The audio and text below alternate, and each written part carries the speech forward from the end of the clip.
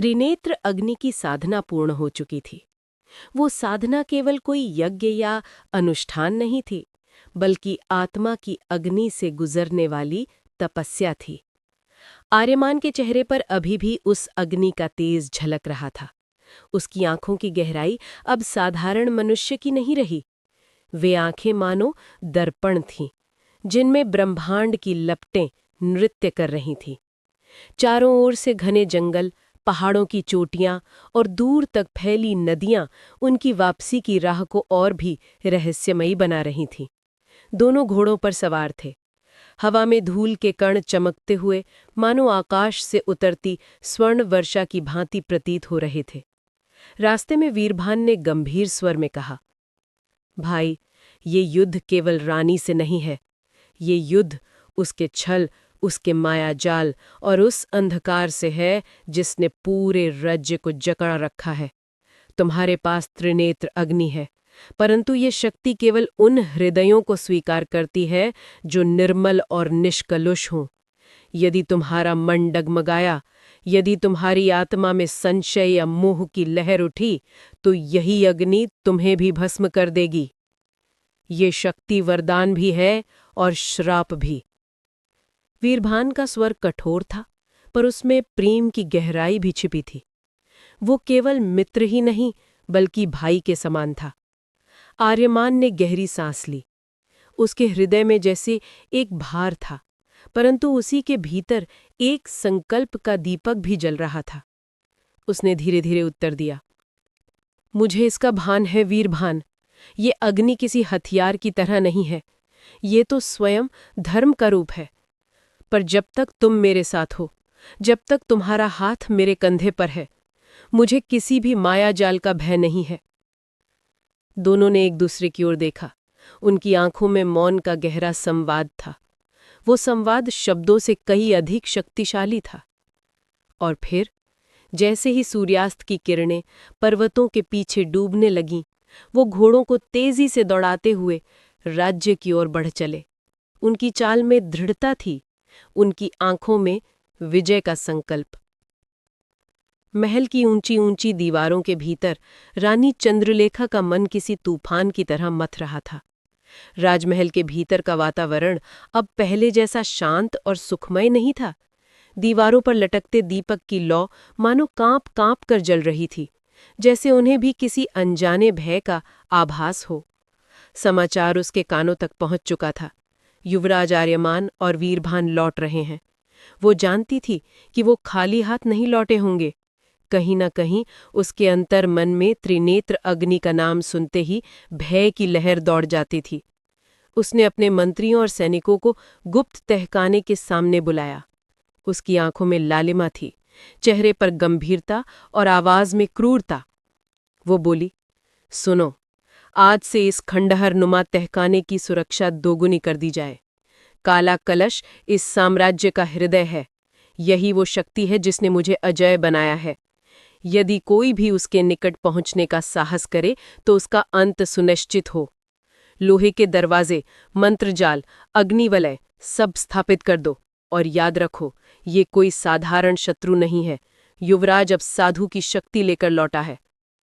सैनिकों ने तुरंत आदेश मानना शुरू कर दिया। तहखाने के चारों ओर भारी भरकम लौह कवच गाड़ दिए गए। अग्निवलय जलने लगे, जिनकी लपटें रात को भी दिन बना देती थीं। पर सबसे भयावह था वो अदृश्य पहरा, जो साधारण मानव नहीं थे। ये भूत प्रेत जैसे प्रहरी थे, जो रानी के मायाजाल से उत्पन्न हुए थे। उनकी आंखों में अग्नि जलती थी, उनकी परछाइयां दीवारों पर रेंगती थीं। कोई उन्हें देख नहीं सकता था, पर उनकी आहट से ही रीढ़ की हड्डी जम जाती थी। अब तहखाना एक साधारण खंडहर नहीं, बल्कि अभेद किला बन चुका था। रानी चंद्रलेखा ने अपनी बहन नीलांजना को अपने कक्ष में बुलाया। उस कक्ष में गहरी अंधकारमयी सुगंध फैली हुई थी। दीवारों पर काले कपड़े लटके थे और बीच में लाल रंग का सिंहासन रखा था। जब नीलांजना भीतर आई तो उसकी चाल में आकर्षण और विष का मिला जुला जादू था। उसकी आंखों में एक ऐसी चमक थी जो किसी भी पुरुष के हृदय को डगमगा सकती थी। चंद्रलेखा ने धीमे स्वर में कहा, बहन, अब इस तहखाने की रक्षा तुम्हारे हाथों में है। युवराज आर्यमान केवल एक योद्धा नहीं, अब वो साधु की शक्ति लेकर आया है। परंतु मैं जानती हूं, तुम्हारे मोहजाल के सामने वो अधिक देर तक स्थिर नहीं रह पाएगा।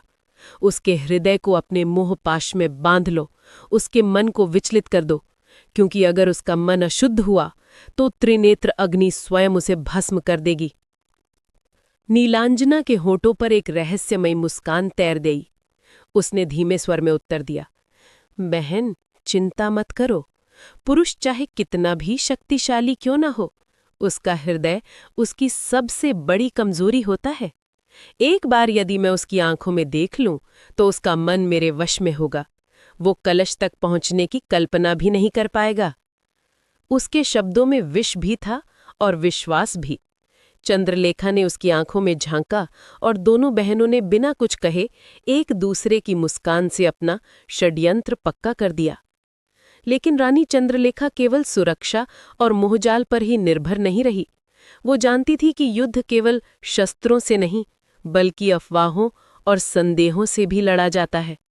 उसने अपनी गुप्तचर मंडली को आदेश दिया, राज्य के कोने कोने में ये बात फैला दो कि युवराज आर्यमान साधु और तांत्रिकों की मदद से राज्य पर कब्जा करना चाहता है।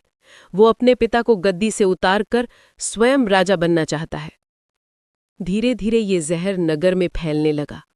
बाजारों में खड़े व्यापारी कानों में फुसफुसाने लगे। घर घर में लोग संशय से बात करने लगे, क्या सचमुच युवराज अपने पिता को अपदस्थ करना चाहता है? कहीं ये साधु तांत्रिक का छल तो नहीं? अगर ऐसा है तो हम सबका क्या होगा? सैनिकों के मन में भी संदेह की छाया पड़ने लगी। कई मंत्री जो पहले युवराज के पक्ष में थे, अब धीरे धीरे राजा वीरेंद्र सिंह के कान भरने लगे। राजमहल की गलियों से लेकर साधारण किसान की झूपड़ी तक हर जगह युवराज का नाम अब सम्मान से नहीं बल्कि शक और भय से लिया जाने लगा। चंद्रलेखा ने अपने कक्ष से ये सब सुना और सोचा, अब जब वो लौटेगा तो प्रजा ही उसके विरुद्ध खड़ी होगी, राजा भी उससे दूरी बना लेगा, और अगर वो किसी तरह तहखाने तक पहुंच भी गया तो नीलांजना उसका अंत कर देगी। उसके होठों पर एक ठंडी निर्दयी मुस्कान फैल गई। रात के अंधेरे में दीपक की कांपती लौ के सामने वो मुस्कान मानो किसी दानवी छाया की तरह पूरे महल पर छा गई। अगर आपको ये कहानी पसंद आए तो अपने सुझाव और विचार कमेंट में ज़रूर लिखें। आपके विचार हमें आगे की कहानी लिखने की प्रेरणा देंगे। आपका अपना चैनल वीपी टाइगर एफएम को लाइक और सब्सक्राइब करना ना भूलें। नई कहानियों की अपडेट पाने के लिए बेल आइकन ज़रूर दबाएं।